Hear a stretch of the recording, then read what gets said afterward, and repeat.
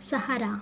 सुनी, अब मेरे थकते कदमों को सहारा दे दो, कहते हुए डॉक्टर नेने का कंठ अवरुद्ध हो गया। मोटा ऐनक ऊपर चढ़ाए आंखों से अश्रु पोंछ रहे थे डॉक्टर नेने।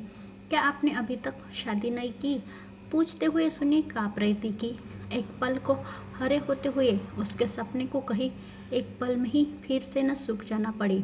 शादी तो जीवन में तुम ही से हुई है, इस जन्म में ही नहीं, 1000 जन्मों तक तुम ही मेरी जीवन संगिनी रहोगी। ये सुनते ही सुन्नी बीते कल में डूब गई थी। उस समय वह एमए फाइनल ईयर की छात्रा थी जब डॉक्टर अभी से उसकी पहली मुलाकात हुई थी।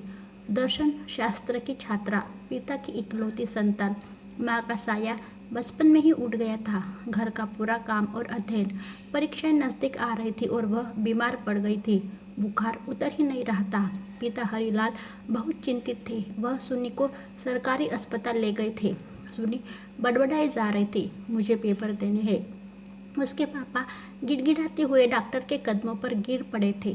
प्लीज़ डॉक्टर, मेरी बेटी को बचा लीजिए, इसके अलावा मेरा कोई सहारा नहीं है।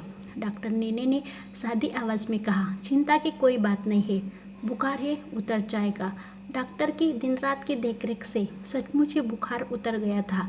सुनी डॉक्टर के कर्तव्य परायण दृष्टि से बहुत प्रभावित हुई थी। गंभीर व्यक्तित्व, सादी भाषा, रात दिन केवल मरीजों का सवाल, प्रत्येक मरीज की बीमारी का उचित इलाज, चाहे उसके लिए डॉक्टर अभी को रात अस्पताल में ही क्यों न गुजारनी पड़े, चाहे उनकी ड्यूटी ही क्यों न खत्म हो जाए, जब तक उनकी मानवीय ड्यूटी खत्म नहीं हो जाती वह घर नहीं जाते। सुनी डॉक्टर के देखरेख से शीघ्र ही स्वस्थ हो गई थी। हरिलाल डॉक्टर को धन्यवाद देकर घर आने का आग्रह कर वापस चले आए थे। डॉक्टर अभी 1-2 बार सुन्नी के घर आए। सुन्नी ने अपने आप को डॉक्टर के आकर्षण में बंधा हुआ महसूस किया। एक दिन वह डॉक्टर अभी से शादी का प्रस्ताव कर बैठे। डॉक्टर अभी ने सुन्नी को समझाते हुए कहा, सुन्नी, मुझसे विवाह करने से पूर्व अच्छी तरह विचार कर लेना। जब से पापा को इलाज के अभाव में तड़पते हुए मरते देखा है, तब से मेरा जीवन ही बदल गया है। अब मैं भौतिकवादी दुनिया में रहना पसंद नहीं करता। अभाव और परेशानियों में मैंने अपनी शिक्षा पूरी की, तब से मेरे जीवन का एक ही लक्ष्य है, अभावग्रस्त गरीबों और निर्धनों की सेवा। मेरे लिए पेशेंट ही मेरा जीवन है। क्या तुम मेरा साथ निभा पाओगी? प्रत्युत्तर में सुनी मुस्कुरा दी थी। हरिलाल तो इस प्रस्ताव से बहुत ही खुश थे। उन्हें घर बैठे इतना अच्छा वर जो मिल रहा था, दोनों परिणय सूत्र में बन गए थे। सुनी दुल्हन बनी डॉक्टर अभी का इंतजार कर रही थी। उसी समय डॉक्टर परेशान से सुनी के कमरे में आए। सुनी, मुझे माफ़ कर देना, आज मैं चाहते हुए भी तुम्हारे पास नहीं रुक सकता। एक पेशेंट की हालत बहुत खराब है। सुनी एक पल को सकते में आ गई, फिर बोली, दूसरे डॉक्टर तो होंगे। ऐसी बात नहीं है सुनी, केस काफ़ी सीरियस है।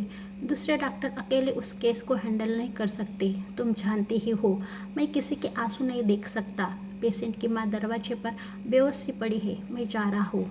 सुनी, प्लीज़ मुझे माफ़ कर देना। ऑपरेशन सफल हुआ। डॉक्टर अभी ने संतोष की सांस ली, किंतु सुनी के समक्ष वे अपने आप को अपराधी महसूस कर रहे थे। सुनी ने 1 सप्ताह तक बात नहीं की। वैवाहिक जीवन के 4 वर्ष यूं ही व्यतीत हो गए।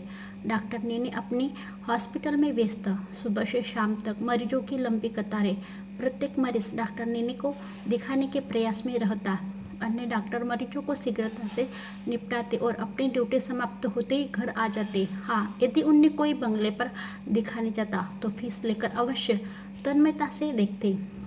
उधर सुनी 4 दीवारों में कैद हो गई थी। सुबह से रात 10 बजे तक अभी अस्पताल में, लंच में 1 घंटे घर, फिर हॉस्पिटल। दूसरे डॉक्टर 10 से 12, फिर शाम 4 से 10 बजे अपनी ड्यूटी ख़त्म कर घर आ जाते। सुनी उनकी पत्नियों को देखकर सोचती, कितनी खुशनसीब है। एक वह है जिसका पूरा समय इंतजार में चला जाता है। रात को थके हुए अभी खर्राटे भरकर सोने लगते। न कोई बात, न दूसरा विषय।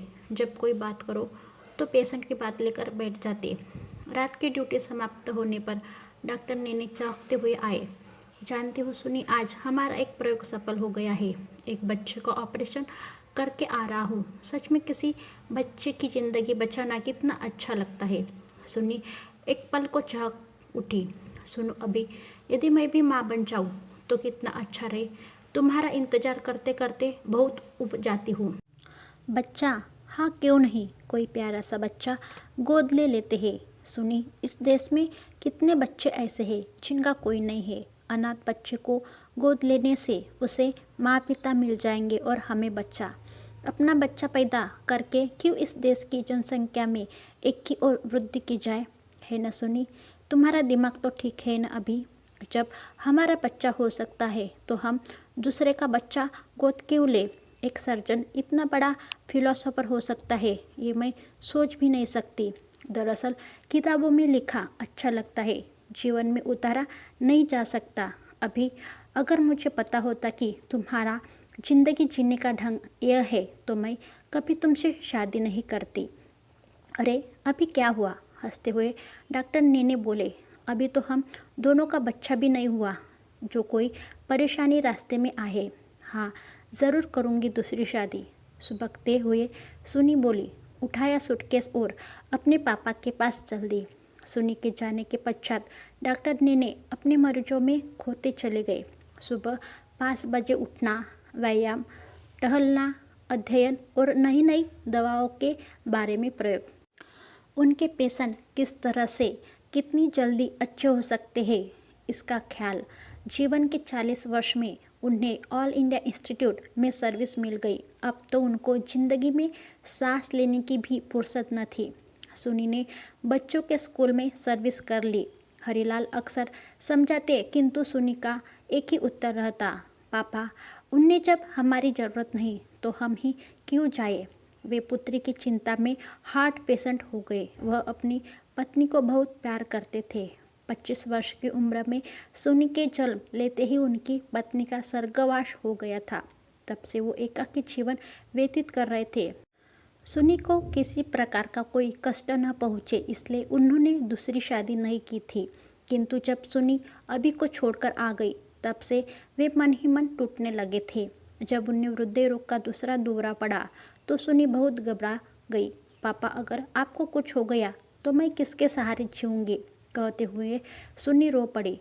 गवर्नमेंट हॉस्पिटल में दिखाया, ढेर सारे चेकअप हुए। डॉक्टर कुमार ने सलाह दी, अब इन्हें ऑल इंडिया इंस्टीट्यूट में ही दिखाना पड़ेगा। वृद्ध पापा को लेकर सुनी ऑल इंडिया इंस्टीट्यूट चल दी। महीनों पश्चात नंबर लगा। डॉक्टर गणेश ने सब रिपोर्ट देखने के पश्चात कहा, कल आप डॉक्टर नेने से मिलिएगा, वही इनका केस हैंडल करेंगे। इनकी बाईपास सर्जरी होंगी। क्या पापा का ऑपरेशन होगा, कहते हुए सुनी रो पड़ी। रोने की कोई बात नहीं है, doctor Nene is a very good surgeon. आज तक उन्होंने जितने भी केस हैंडल किए हैं all are successful, please don't worry. अगले दिन सब रिपोर्ट्स और अपने पापा को लेकर सुनी तीसरी मंजिल पर पहुंची। डॉक्टर नेने के कंपार्टमेंट में उसने कदम रखा।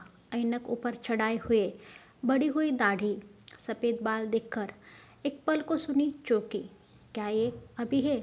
फिर उसने गिड़गिड़ाते हुए कहा, प्लीज़ डॉक्टर मेरे पापा को बचा लीजिए, इनके अलावा मेरा कोई सहारा नहीं है। कहकर सुनी फूट फूट कर रोने लगी और वही बेहोश होकर गिर पड़ी। अरे ये तो सुनी है। डॉक्टर नेने एक पल को चौंक गए। सुनी को बाहों में उठाया, पानी पिलाया, फिर सिर हिलाते हुए बोले, देखो सुनी कौन है, तुम्हारा अभी है तुम्हारे सामने। सुनी ने आंखें खोली, देखा वह अपने अभी के बाहों में है। उसे लगा उसे जिंदगी का असली सहारा मिल गया। ऐसी नई स्टोरी के लिए हमारे चैनल को लाइक शेयर सब्सक्राइब करके घंटी की बटन दबाना ना भूलें, ताकि आने वाली हर वीडियो की अपडेट आपको मिलती रहे। Thank you for watching this video. मिलते हैं नेक्स्ट वीडियो में।